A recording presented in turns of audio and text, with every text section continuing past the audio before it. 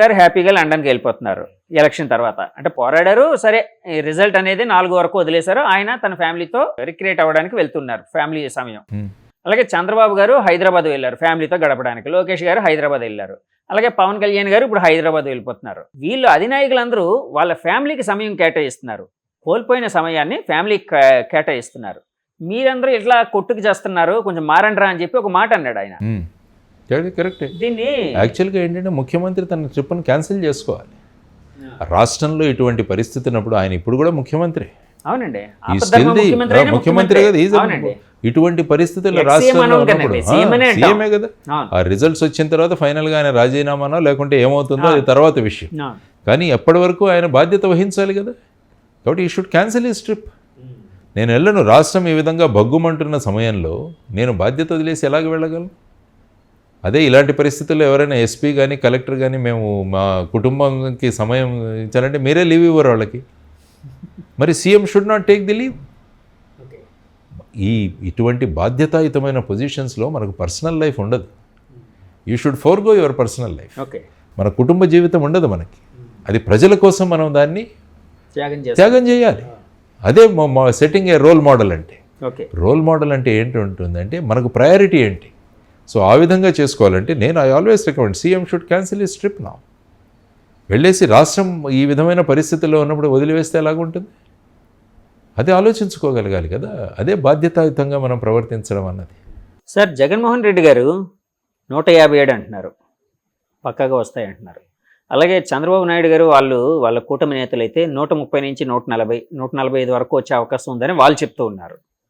So ఈ scenario చూసిన తర్వాత మీరు ఎవరు టీడీపీ పార్టీ వచ్చే అవకాశం ఉందని భావిస్తున్నారా, వైసీపీ పార్టీ వచ్చే అవకాశం ఉందని భావిస్తున్నారా? ఇదంతా ఏంటంటే మనకు ఈ 2026వ సంవత్సరంలో ఈ డీనోటిఫికేషన్ అయ్యి మళ్ళీ అన్ని అసెంబ్లీలు ఇవన్నీ పెరగబోతున్నాయి. ఐ థింక్ వీళ్ళిద్దరూ ఆ సంఖ్య గురించి మాట్లాడుతున్నారు అనుకుంటాను. అప్పుడు 2026 వచ్చే పరిస్థితిని వీళ్ళు ఇప్పుడే అజ్యూమ్ చేసుకున్నారు. మాకు 170, వీళ్ళకి 133 ఎంతో కలిపి ఆ విధంగా అనుకుంటున్నారు అనుకుంటాను. ఉన్నవి మనం 175. ఇందులోనే మనకు తిరగాలి. అవునండి, ఇందులోనే తిరగాలి మనకు. కాబట్టి ప్రతి ఒక్క నేత కూడా ఆ విధంగా క్లెయిమ్ చేస్తాడు, అంతే. There is no doubt. ఎందుకంటే మా పార్టీ గెలుస్తుందని అంటాం, వాళ్ళ పార్టీ వాళ్ళు గెలుస్తుందంటాం, వాళ్ళ పార్టీ. ఎందుకంటే క్యాడర్ యొక్క ఉత్సాహాన్ని, ఆత్మస్థైర్యాన్ని కోల్పోకుండా దాన్ని పెట్టాల్సిన లీడర్ భూమిక. సో ఆ విధంగా చేసుకుంటూ పోతుంటే సో వాళ్ళ ఎనీవే 4th తెలిసిపోతుంది. అంటే మీరు ఎవరు అవకాశం ఉందని భావిస్తున్నారు సార్? ఏది ఇప్పుడు ఏంటంటే ఒక 2 నుంచి 2.5% ఓటింగ్ పెరిగింది. టీడీపీ వాళ్ళు ఏమంటున్నారు, ఈ పెరిగిన ఓటు మాదే అంటున్నారు. వీళ్ళు ఏమంటున్నారు, ఈ పెరిగిన ఓటు మా ఈ సంక్షేమ పథకాలు తీసుకునే వాళ్ళు పెద్ద సంఖ్యలో వచ్చి వేశారని వీళ్ళు అంటున్నారు. అంటే అల్టిమేట్గా ఈ సీక్రెసీ ఆఫ్ ఓటింగ్ వల్ల దాన్ని అష్యూమ్ చేసుకోండి. కాబట్టి June 1న వెస్ట్ బెంగాల్లో ఎలక్షన్స్ అయిన తర్వాత మొదలవుతాయి. 1 తర్వాత ఇంక ఎగ్జిట్ పోల్స్ మొదలవుతాయి. ఆల్రెడీ సోషల్ మీడియాలో నడుస్తూనే ఉన్నాయి. 2 రకాలుగా వస్తున్నాయి. ఒకటి వీళ్ళకి ఎంత వస్తుందని, వీళ్ళకి ఎంత వస్తుందని ఈ విధంగా అనుకుంటూనే వెళుతున్నారు. ఎగ్జిట్ పోల్స్ కూడా శాంటిటీ లేదు కదండి. శాంటిటీ లేదు. అలాంటి కూడా వెంటనే చేయొచ్చు ఎగ్జిట్ పోల్స్. ఎందుకంటే ఎగ్జిట్ పోల్స్ చేసేవాళ్ళు నేను ఎప్పుడు ఏమంటుంటానంటే మీరు ఎంత శాంపుల్ని తీసుకున్నారని చెప్పాలి. మీరు 10 మందిని అడిగారా, 2 లక్షల మందిని అడిగారా? ఎప్పుడైతే శాంపుల్ సైజ్ పెరుగుతుందో తర్వాత ఏంటంటే ప్రతి వ్యక్తి కూడా ఆ విధంగా వ్యక్తీకరించాడన్నది కూడా లేవు. చాలా ఎగ్జిట్ పోల్స్ ఫెయిల్ అయ్యాయి. మీరు చూసుకుంటే చాలా ఎగ్జిట్ పోల్స్ ఫెయిల్ అయ్యాయి మనకి. అదంతా ఏంటంటే ఒక బెట్టింగ్. ఇది ఒక బెట్టింగ్ ఒకటి. ఇంకోటి ముఖ్యంగా ఈ ఎగ్జిట్ పోల్స్ జరిగేవన్నీ బెట్టింగ్. ఇప్పుడు చాలా చోట్ల బెట్టింగ్ జరుగుతున్నాయి. ఇందులో ఈయనకి ఎంత మెజారిటీ వస్తుంది, ఆ నియోజకవర్గంలో ఆయన గెలుస్తారా గెలవరా, ఆ తర్వాత మెజారిటీ ఎంత వస్తుంది, ఇది సట్టా బజార్ జరుగుతూనే ఉంటుంది. సో ఈ ఎగ్జిట్ పోల్స్ ఇవన్నీ కూడా అందుకనే నేను ప్రశాంతంగా చెప్తాను, మనం 4వ తేదీ వరకు ఆగుదాం. ఎందుకు ఆల్రెడీ మన భవిష్యత్ ఏదైతే ఉందో అందులో మనకు బంధించబడింది. ఇప్పుడు ఐపీఎల్ బెట్టింగ్స్, క్రికెట్ మ్యాచ్లు బెట్టింగ్స్, ఇంకో బెట్టింగ్లు జరిగితే వాళ్ళ నుంచి ఫ్రేమ్ చేయడానికి పట్టుకోవడానికి ట్రై చేస్తాము, ఫ్రేమ్ చేస్తాము, చార్జ్ షీట్ అంతా వేస్తాము, వాళ్ళని జైలుకి పంపిస్తారు. ఈ పొలిటికల్ బెట్టింగ్స్ మీద మరి ఎలాంటి ఇది ఉండదా సార్? అంటే any betting is a betting, అంతే కదండి. ఇప్పుడు దాని మీద చెయ్యాలి కదా. అంటే ఇవన్నీ ఏంటంటే ఎక్కడ డాక్యుమెంట్ రాసుకోరు వీళ్ళంతా కూడా. డాక్యుమెంటేషన్ ఏమి ఉండదు కదండి ఐపీఎల్ బెట్టింగ్స్ వాటిలోని. ఐపీఎల్ బెట్టింగ్స్ ఇవన్నీ ఏమవుతాయంటే ఫోన్ ద్వారా తీసుకుంటుంటాం. అదే మేము ఈ బాల్లో వీడు అవుట్ అవుతాడు, ఈ బాల్ 4 కొడతాడు, లేదంటే ఈ డాట్ బాల్ అవుతుంది, ఇలా రకరకాలుగా వాళ్ళు ఫోన్లతో ఉంటారు, అవన్నీ కూడా రికార్డెడ్ ఉంటాయి. ఓకే, ఇవేంటంటే ఇద్దరు వ్యక్తులు కూర్చొని అనుకుంటారు. ఇదేం ఓపెన్గా అందరూ ప్రదర్శన కాదు కదా, ఈ నియోజకవర్గం మొత్తం రాష్ట్రం తెలుస్తుంది సార్. ఇప్పుడు ఓపెన్ గా ప్రజలు మాట్లాడుకునేటట్టు ఉంటుంది. పలానా వాళ్ళు ఇద్దరు బెట్టింగ్ కాసారు, ఇక పలానా అతను ఈ పార్టీ మీద కాసాడు, పలానా అతను ఆ పార్టీ మీద కాసాడు. అంటే దాని డాక్యుమెంటేషన్ ఎక్కడ, దాని రికార్డ్ ఎక్కడ ఉండదు కదా. రికార్డ్ ఉంటే ప్రతి betting is illegal, any betting is illegal. Cricket betting కావచ్చు, ఇది కొంతమంది వర్షం ఇక్కడి వరకు పడుతుందో అక్కడి వరకు పడుతుందని కూడా బెట్టు కాసేవాళ్ళు. అంటే బెట్టింగ్కు ఏది కూడా అనర్హం కాదు, దేని మీదైనా బెట్టింగ్ కావచ్చు అన్నది మనం అంతా చూసినాం. శ్రీ గారు చెప్పినట్టు కుక్క పిల్ల సబ్బు పిల్ల కాదేది కవితకు అనర్హం అంటారు. కాబట్టి బెట్టింగ్ కాదేది అనర్హం అని మనం చెప్పుకోవచ్చు. ఎనీథింగ్ యూ కెన్ బెట్, ఆ విధంగా ఉంటుంది. కానీ ఏంటంటే ఈ విధమైన పరిస్థితులలో భవిష్యత్తు రాష్ట్రం గురించి ఆలోచించాలి మనం అందరం కూడా. రాష్ట్రం భవిష్యత్తు ఏంటి? ఆల్రెడీ 10 సంవత్సరాలు మనం పోగొట్టుకున్నాం. విభజన జరిగిన తర్వాత రాష్ట్రం చాలా లాస్లో ఉంది మన రాష్ట్రం. ఎందుకంటే మన రాష్ట్రానికి చూసుకుంటే రావాల్సినవి ఏవీ రాలేదు. ఈ రాష్ట్రాన్ని గురించి మేము పట్టించుకున్నామన్న వాళ్ళు కూడా లేదు. ఎప్పుడు చూసినా పొలిటికింగే, ఇందులో ఎప్పుడు చూసినా రాజకీయమే ప్రతి దాంట్లో కూడా. మరి నేను మళ్ళా రిపిటేషన్ కావచ్చు కానీ ప్రత్యేక హోదా ఏమైంది? విభజన హామీలు ఏమయ్యాయి? హైదరాబాద్ ఇంకా జూన్ వరకు మన క్యాపిటలే. మరి దాని గురించి ఏం చేస్తున్నాం సార్? ఇప్పుడు ఫర్ ఎగ్జాంపుల్ ఏదో ఒక పార్టీ వచ్చింది అనుకోండి, వాళ్ళు ప్రత్యేక హోదా మీద ఫోకస్ చేసే అవకాశం ఉందని మీరు భావిస్తున్నారా? ఫోకస్ మేము చేయించబడుతుంది కాదు, మీరు వాళ్ళు చేసే అవకాశం ఉందని మీరు భావిస్తున్నారా? చేయరు. ఎందుకంటే పైన సెంట్రల్ గవర్నమెంట్ ఫర్ ఎగ్జాంపుల్ వాళ్ళు ఏమంటే వీళ్ళు జీ హుజూర్ అంటారు కదా. ఎందుకంటే ఆయనకు విరుద్ధంగా మాట్లాడే వాళ్ళు ఎవరైనా ఉంటారో, ఫర్ ఎగ్జాంపుల్ బీజేపీ అక్కడ వస్తే, ఆ తర్వాత కాంగ్రెస్ ఏం చెప్పింది, మేము వస్తే మటుకు ప్రత్యేక హోదా ఇస్తామని అన్నారు. కాబట్టి ఇవ్వాలి, ప్రత్యేక హోదా ఇవ్వాలి. కానీ ఇక్కడ ఇంకొక మాట కూడా ఉందండి. ఇప్పుడు అంటే రాదు అని తెలిసిన తర్వాత ఒక మైలేజ్ కోసం కొన్నిసార్లు రకరకాల మాటలు చెప్తూ ఉంటారు. అంటే ఎగ్జాగరేట్ చేసి మేము అది చేస్తాం ఇది చేస్తామని చెప్తూ ఉంటారు. రాదు వచ్చినప్పుడు విషయం కదా, సో వచ్చినప్పుడు చూసుకుందాంలే, మనం ఎలాగా రాం కదా, కాబట్టి మనం ఏం చెప్పినా చెల్తుంది అన్నట్టు కూడా కొంతమంది కొన్ని పార్టీలు కానీ కొంతమంది అభ్యర్థులు కానీ చేస్తూ ఉంటారని కూడా వినిపిస్తూ ఉంటుందండి. మీరు అధికారంలో రాకపోయినంత మాత్రాన మీరు చేయకూడదని ఎక్కడా నియమం లేదు కదా. మీరు ఒక ప్రెషర్ గ్రూప్ను తయారు చేయవచ్చు. మా ప్రత్యేక హోదా సాధన సమితి మళ్ళీ మేము మొదలుపెట్టాము ఈ విషయాన్ని. మా ప్రయత్నం జరుగుతూనే ఉంటుంది, ఏ పార్టీ వచ్చినా కూడా, irrespective of the party. Srinivas గారు, నేను కూడా ఉన్నాను, వారి అధ్యక్షత నేను సెక్రటరీగా ఉన్నాను. దాంట్లో మేము మా పోరాటం స్టార్ట్ చేసాం, జరుగుతున్నాయి ఈ విధానాలు జరుగుతూనే ఉన్నాయి. రాష్ట్రానికి ప్రత్యేక హోదా ఎందుకు తీసుకురారని వీళ్ళందరినీ అడుగుదాం. అందుకనే అంటున్నాను, అసెంబ్లీలో ఒక ఇండిపెండెంట్ వాయిస్ అవసరం.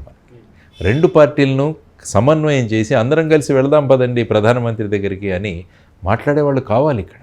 లేకుంటే ఏమంటారు, మన రాష్ట్రంలో ప్రధానమైన సమస్య ఏమైందంటే క్రెడిట్ ఎవరికి వస్తుంది అన్నది ప్రధానమైన సమస్య.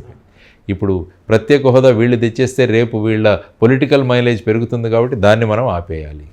ఇప్పుడు మనం ఇక్కడ కూడా చూసాం, పార్లమెంట్లో కూడా ఒక అభ్యర్థి మాట్లాడుతుంటే ఇంకొక అభ్యర్థి వాళ్ళని డిస్టర్బ్ చేయడం, అది కేవలం మన రాష్ట్రం వాళ్ళ ఎంపీల్లోనే చూస్తాం. మిగతా ఏ రాష్ట్ర ఎంపీలు వాళ్ళ రాష్ట్ర ఎంపీ మాట్లాడుతుంటే వాళ్ళు కూడా మాట్లాడుతుంటారు, సపోర్ట్ చేస్తుంటారు. మన దగ్గర చూడండి, ఎంపీలు మాట్లాడుతుంటే ఎంత దారుణం అంటే మనం we have become a laughing stock. మనం అందరూ కూడా నవ్వుకోబడ్డే వాళ్ళలాగా మన రాష్ట్రాన్ని ఆ విధంగా తీర్చిది. సార్, ఈ విషయంలో తమిళనాడు వాళ్ళని మనందరం ఆదర్శంగా తీసుకోవాలి. తమిళనాడు, మహారాష్ట్ర, కొన్ని రాష్ట్రాల వాళ్ళని, ఎందుకంటే పార్టీలకు అతీతంగా వాళ్ళ ప్రయోజనాల కోసం ఒక్కటిగా పోరాడతారు. ఏదైనా వస్తుంది ప్రాజెక్ట్ అంటే అందరూ కలిసిపోతారు, వెళ్ళి అందరూ కలిసి ముఖ్యమంత్రి ప్రధానమంత్రి దగ్గర కన్సర్న్ మినిస్టర్ దగ్గర కూర్చొని మా రాష్ట్రానికి ఈ ప్రాజెక్ట్ తీసుకురావండి అన్న కమిట్మెంట్ ఉండేది. ఇక్కడేంటి, రాకపోయినా పర్లేదు, వాళ్ళ రిజీమ్లో ఇది రాకూడదు, వాళ్ళ ప్రభుత్వంలో ఉన్నప్పుడు ఇది రాకూడదు అన్న ప్రయత్నాలు జరుగుతుంటే, ఇక్కడ ఏదైనా జరుగుతుంటే లెటర్లు రాసిన వాళ్ళు కూడా చాలామంది ఉన్నారు.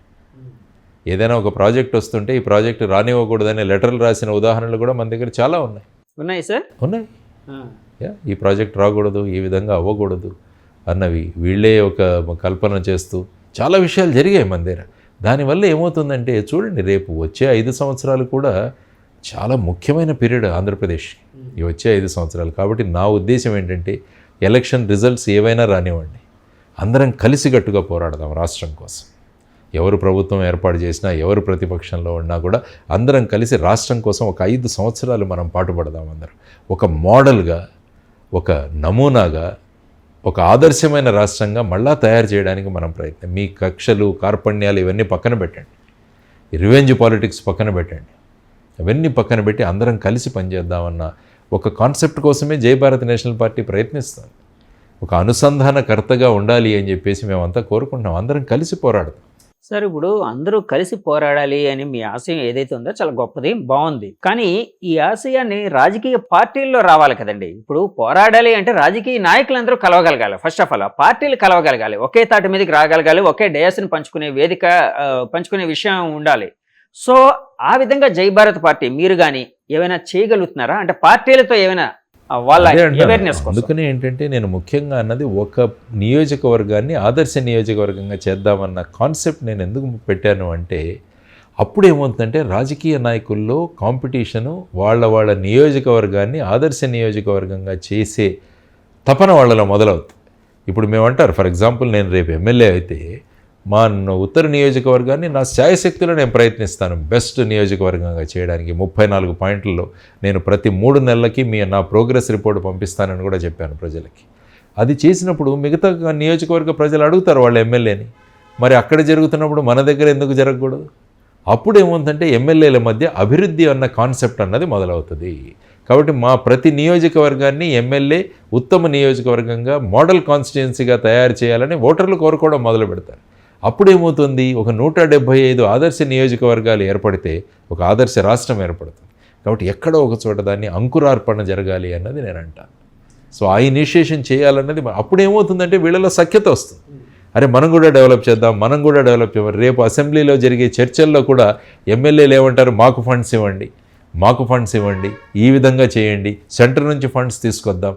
ఈ విధమైన కన్స్ట్రక్టివ్ డిస్కషన్ అవుతుంది. కానీ ఇప్పటిలాగా వీళ్ళని తిట్టుకోవడం, వాళ్ళు డిస్ట్రక్టివ్, అంతా డిస్ట్రక్టివ్, ఒకరినొకరు అనరాని మాటలు తిట్టుకోవడం, అన్పార్లమెంటరీ లాంగ్వేజ్ యూజ్ చేయడం, వాటి వల్ల సమాజం మీద, యువతరం మీద ఏ ప్రభావం. ఇప్పుడు చూడండి, ఎవరైనా యువతరం మాట్లాడుకుంటున్నప్పుడు కూడా వాళ్ళ మాటలు వింటుంటే ఏమవుతుందంటే అసెంబ్లీలోనే అలా మాట్లాడుకుంటున్నారు కదా అన్నది వాళ్ళు చెప్పే ఉదాహరణలు మాకు. కాబట్టి మనం ఒక జనరేషన్ను పోగొట్టుకుంటాం. హోదాగా తయారైపోయింది, ఎవరి కన్సర్న్ పట్టించుకోవడం పెద్ద హోదాగా అయిపోయింది. సో ఆ విధమైన పరిస్థితులను మార్చాలి మనం. ఎందుకంటే రాష్ట్ర హితం మనకు చాలా ముఖ్యం. ఎంతోమంది పిల్లలు చదువుకుంటున్నారు, ఎంతోమంది డిగ్రీలు ఎంబీఏలు చేసి బయటకు వస్తున్నారు. వాళ్ళందరికీ ఉపాధి కల్పించలేకపోతున్నాం మనం. దాన్ని కల్పించకపోగా మనం ఒకరి మధ్య ఈ విధంగా డివైడేషన్లు పెట్టుకొని రాష్ట్రానికి పెట్టుబడులు రాకుండా చేసుకుంటూ మనం రాష్ట్రాన్ని ఎక్కడికి తీసుకెళ్తున్నాం ఆలోచించాలి. దానికోసమే అందరినీ అనుసంధానం చేయాలి. జై భారత్ నేషనల్ పార్టీ భూమిక ఇదే ఉంటుంది. రేపు ఎన్నికల కౌంటింగ్ అయిన తర్వాత కూడా జై భారత్ నేషనల్ పార్టీ రాష్ట్రం కోసం ఏ విధంగా రాష్ట్రాన్ని అభివృద్ధి చేయాలన్నది అందరిలో సమన్వయం తీసుకోవడానికి ప్రయత్నిస్తుంది మా పార్టీ. సమన్వయం ఏ విధంగా ఉంటుందండి? అంటే ఫర్ ఎగ్జాంపుల్ మీరు ఒక సమస్య మీద పోరాడదాం, లేకపోతే జనంలో అవేర్నెస్, లేకపోతే రాజకీయ నాయకులు అవేర్నెస్ ప్రకటిద్దామని అనుకున్నారు అనుకోండి. అక్కడ ఎమ్మెల్యే, ప్రతిపక్ష ఎమ్మెల్యే అంటే ప్రతిపక్ష క్యాండిడేట్ వాళ్ళందరి దగ్గరికి వెళ్ళి చెప్తారండి. అందరు వెళ్ళి చేద్దామంట. ఇది మనం క్రెడిట్ కాదు, అందరూ ఆహ్వానిస్తాం కదా, అదే కాన్సెప్ట్. కానీ క్రెడిట్ అంతా మీకు వస్తుందని అనుకుంటే వాళ్ళు, నాకు క్రెడిటే వద్దు, మీరే తీసుకోండి క్రెడిట్. మీరు అన్నారు కదా క్రెడిట్ పాలిటిక్స్, క్రెడిట్ వద్దు. క్రెడిట్ మన నియోజకవర్గానికి రానివ్వండి, క్రెడిట్ మన ప్రజలకు వెళ్ళనివ్వండి, ప్రజలు అభివృద్ధి చెందని. ఈ క్రెడిట్ అనే రాష్ట్రాన్ని ఈ విధంగా డెబిట్లో పెట్టాం, డెబిట్ పెట్టేసాం, రాష్ట్రంలో డెట్లో చేసేసాం, మనం రాష్ట్రం అప్పుల పాలు చేసేసాం. కాబట్టి వీటన్నిటి గురించి ఆలోచిద్దాం, కన్స్ట్రక్టివ్ డిస్కషన్లు తీసుకొద్దాం, పబ్లిక్గా చర్చిద్దాం అన్ని విషయాలు. సో ఈ విధంగా మార్పు రాజకీయాలు తీసుకురావడానికి మేము ప్రయత్నిస్తాం ఖచ్చితంగా.